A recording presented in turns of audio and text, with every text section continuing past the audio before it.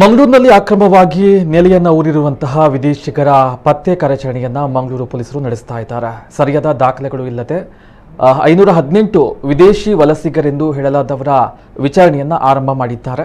ಹಿರಿಯ ಪೊಲೀಸ್ ಅಧಿಕಾರಿಗಳ ಸೂಚನೆಯಂತೆ ಅಕ್ರಮವಾಗಿ ನೆಲೆಸಿರುವ ವಿದೇಶಿಯರ ಪತ್ತೆ ಕಾರ್ಯವನ್ನ ಮಂಗಳೂರು ನಗರ ಪೊಲೀಸರು 1 ವಾರದಿಂದ ನಡೆಸ್ತಾ ಇದ್ದಾರೆ.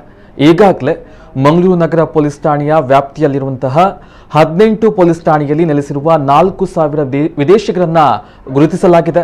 ಇದರಲ್ಲಿ ಸೂಕ್ತ ದಾಖಲೆಗಳು ಇಲ್ಲದೆ 518 ಮಂದಿಯನ್ನ ವಶಕ್ಕೆ ಪಡೆದುಕೊಂಡು ವಿಚಾರಣೆಯನ್ನ ಆರಂಭ ಮಾಡಿದ್ದಾರೆ. ಮಂಗಳೂರಿನ ರೊಸಾರಿಯೋ ಹಾಲ್ನಲ್ಲಿ ವಿಚಾರಣೆಯನ್ನ ನಡೆಸಲಾಗ್ತಾ ಇದೆ.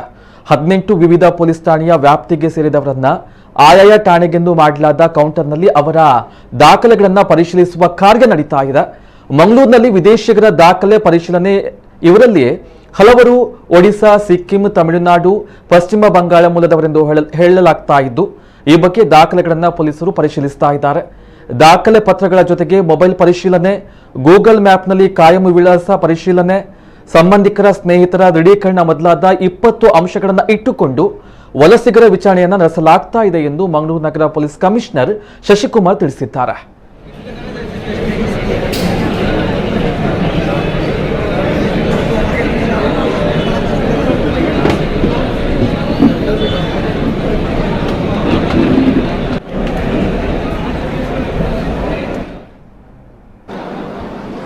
ಇತ್ತೀಚೆಗೆ ಮಾನ್ಯ ಗೃಹ ಸಚಿವರು ಮಂಗಳೂರು ನಗರ ಕಮಿಷನರೇಟ್ ಪೊಲೀಸರ ಪರಿಶೀಲನಾ ಸಭೆಯಲ್ಲಿ ಮಂಗಳೂರು ಒಂದು ಔದ್ಯೋಗಿಕ ಕೇಂದ್ರ ಆಗಿದೆ.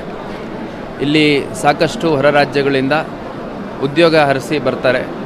ಪರ್ಟಿಕ್ಯುಲರ್ಲಿ MRPL ಸೇರಿದಂತೆ ಭಾಳ ದೊಡ್ಡ ದೊಡ್ಡ ಫ್ಯಾಕ್ಟ್ರಿಗಳಿರುವಂಥದ್ದು, ಅದೇ ರೀತಿ ಫಿಶಿಂಗ್ ಆ್ಯಕ್ಟಿವಿಟಿಯಲ್ಲಿ ಜನ ತೊಡಗಿಸ್ಕೊಂಡಿರುವಂಥದ್ದು, ಇಂಟರ್ನ್ಯಾಷನಲ್ ಏರ್ಪೋರ್ಟು, ರೈಲ್ವೆ ಸ್ಟೇಷನ್ಗಳ ಕನೆಕ್ಟಿವಿಟಿ ಜಾಸ್ತಿ ಇರುವಂಥದ್ದು, ಮತ್ತು ಡೈರಿ ಉದ್ಯಮದಲ್ಲಿ ಕೆಲಸ ಮಾಡಲಿಕ್ಕೆ ಹೊರ ರಾಜ್ಯಗಳಿಂದ ಭಾಳ ದೊಡ್ಡ ಸಂಖ್ಯೆಯಲ್ಲಿ ಲೇಬರ್ಸು ಬರ್ತಾರೆ. ಅದರಲ್ಲಿ ಇಲ್ಲೀಗಲ್ ಇಮಿಗ್ರೆಂಟ್ಸ್, ಪರ್ಟಿಕ್ಯುಲರ್ಲಿ ಬಾಂಗ್ಲಾದೇಶದಿಂದ ಕೆಲ ವಲಸಿಗರು ಅಕ್ರಮವಾಗಿ ಬಂದಿರುವಂಥ ಸಾಧ್ಯತೆ ಇರುತ್ತೆ. ಇದನ್ನು ಪರಿಶೀಲನೆ ಮಾಡಬೇಕು ಅಂತ ಸೂಚನೆ ಕೊಟ್ಟಿದ್ದರು.